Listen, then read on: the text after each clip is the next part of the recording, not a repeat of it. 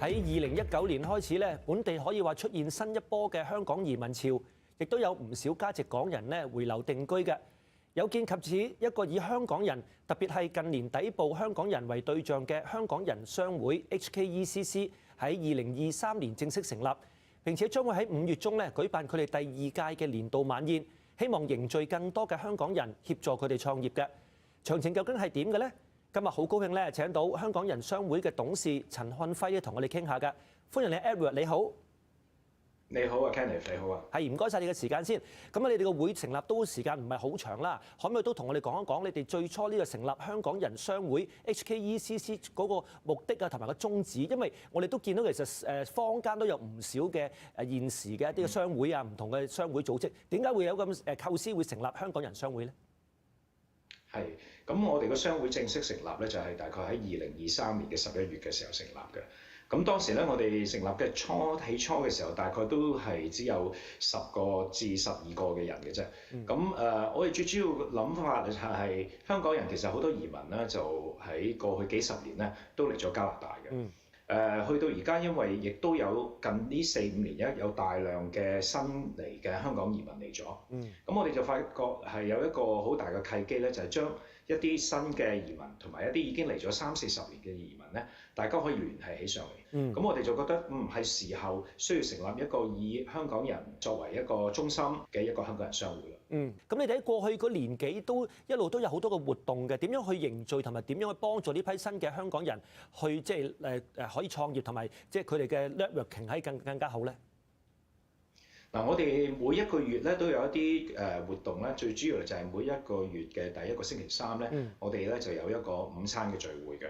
咁午餐聚會就最主要係有好多嚟咗好耐嘅香港人，或者做緊生意嘅香港人啦，再加埋一啲專業嘅人士，即係未必係全部都係老闆嚟嘅，有好多都係一啲專業人士，可能喺銀行啊或者其他機構度做嘢，聯同埋一啲好新嚟嘅香港人啦。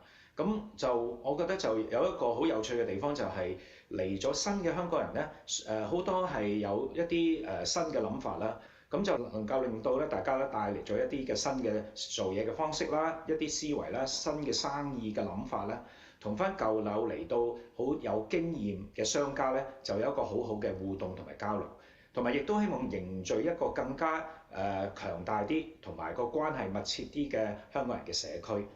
咁裏邊係可以包括好多文化事業啊、電影啊、藝術啊，唔單止淨係商業嘅。咁我知道你哋除咗每個月嘅一啲嘅午餐會之外，可能你哋都有啲嘅 seminar， 有啲特別嘅研討會嚇，可以幫助到佢哋嘅。咁我知道你嚟緊咧5月中咧又會舉行第2屆嘅 Lilium Ball 嚇，即係呢個百合嘅一個晚宴啦。咁第一年你哋舊年就包括埋你哋就職典禮咧。咁今年第2年你哋會唔會有啲咩特別嘅主題啊？或者會唔會同其他嘅晚宴有啲唔同咧？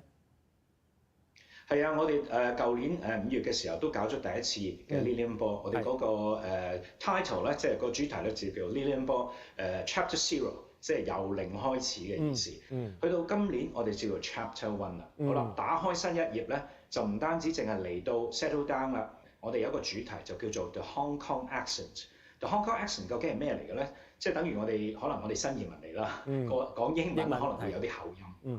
但係呢個 accent 除咗個口音之外咧，其實係寓意我哋香港人本身有一種嘅文化，我哋有一種嘅思維同埋做事方法，係好希望能夠帶入嚟加拿大呢個多元文化嘅國家同埋社會。我哋做嘢其實都好國際化啦，即係我哋係都好專業啦。但係我哋有好多計諗嘅，我哋好靈活性。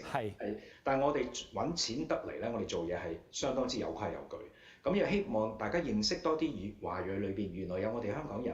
呢個就大嘅方向啦。咁但係譬如話其他會唔會有特別嘅一啲表演啊？有啲其他嘅活動係會成為特色之一咧？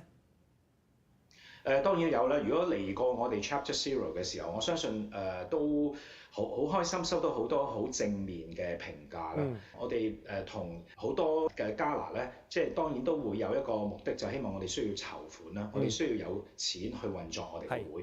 咁但係除此之外，都想話俾所有嘅加拿大人聽啦。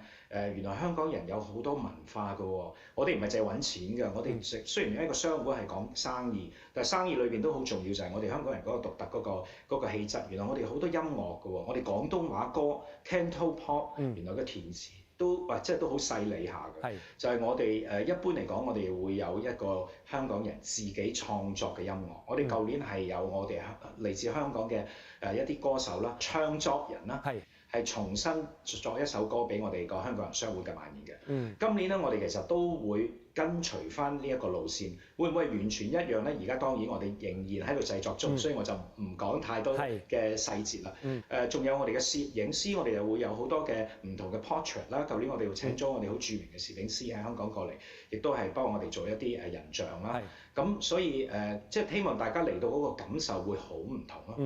再加上同埋我哋今年嘅場地有少少特別嘅，我哋就舊年喺 Markham 嘅 Marriott Hotel 啦，今年我哋就移師咗落去呢個 downtown 啦。